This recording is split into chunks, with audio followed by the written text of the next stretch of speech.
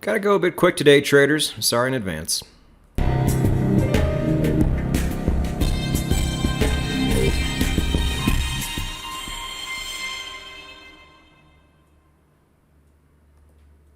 And happy Thursday edition of the Indicator Profile series, everybody.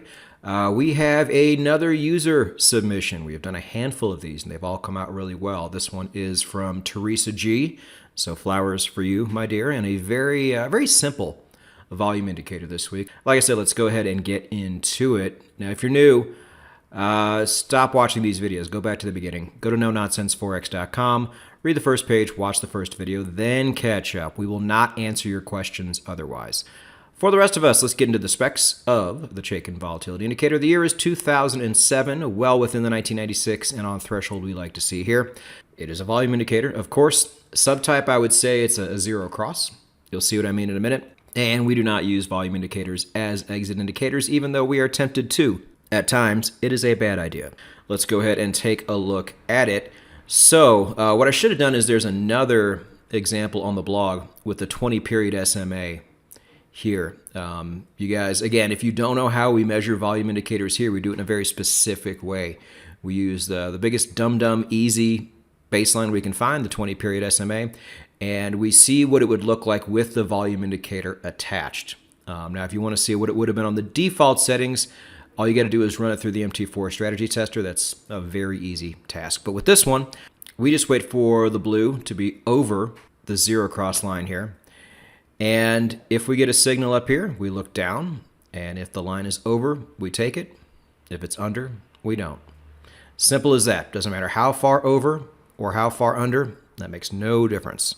But that's what it is. Simple as that. Let's go ahead and test it out. Now understand that no matter what you see here, remember, we're just adding this onto the 20-period SMA. That's all we're doing. It really means nothing until you test this yourself. If you're getting all caught up in results, good or bad, you, like many before you, are doing it wrong. Just know that. Got to test these things on your own. So how do I do that, VP? Well, we got you hooked up in the links down below. There is a link to my automation blog, which has an embedded video by Dan Stone of Stonehill Forex, showing you how to test this yourself on the MT4 strategy tester. The blog is always attached if you need more information, like how does this indicator work on the back end? What are the tweak settings we used? The blog is where you're going to find that. You can also go to Dan Stone's YouTube channel. He gives you more information. He shows this thing moving in real time. If there's anything that I didn't cover, he will often cover it, so that's where you go for that. Also, if you would like to submit an indicator yourself and be just like Teresa G, you go to this email address right here. You don't go to the comment section. There is a special protocol you will use to get your indicator submitted. And then the most popular place in all of the interwebs, it is the indicator library where you can download the Chaikin volume indicator and every indicator we have done here on the Indicator Profile series. Let's go ahead and get into things, starting with the EURUSD. Now, to me, it's not this 6.5% ROI, which is not bad for the environment we're in right now. It's this right here. This is awfully nice. You'd have to run this test with just the 20-period SMA to see what it was before. But yeah, not the biggest sample size, but again, this is something I really want to keep an eye on. Volume indicators are supposed to make your system better. They're supposed to make your win-loss ratio go up. So when I see this, I get pretty hopeful. Moving over to gold. Now gold, 62.5% on your win-loss is pretty good from what we've been seeing. We've been seeing a lot of sub 50%. Now this percentage here is a bit low, but again, this is just the 20-period SMA with an enhancement already attached.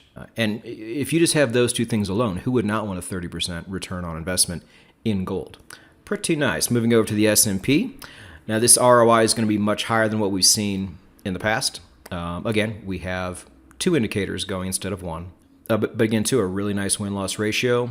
All things go on this indicator so far. And then for Bitcoin, like the ROI, based on what we've seen in the last maybe couple indicators, we've had two really good indicators in a row, might be a bit low.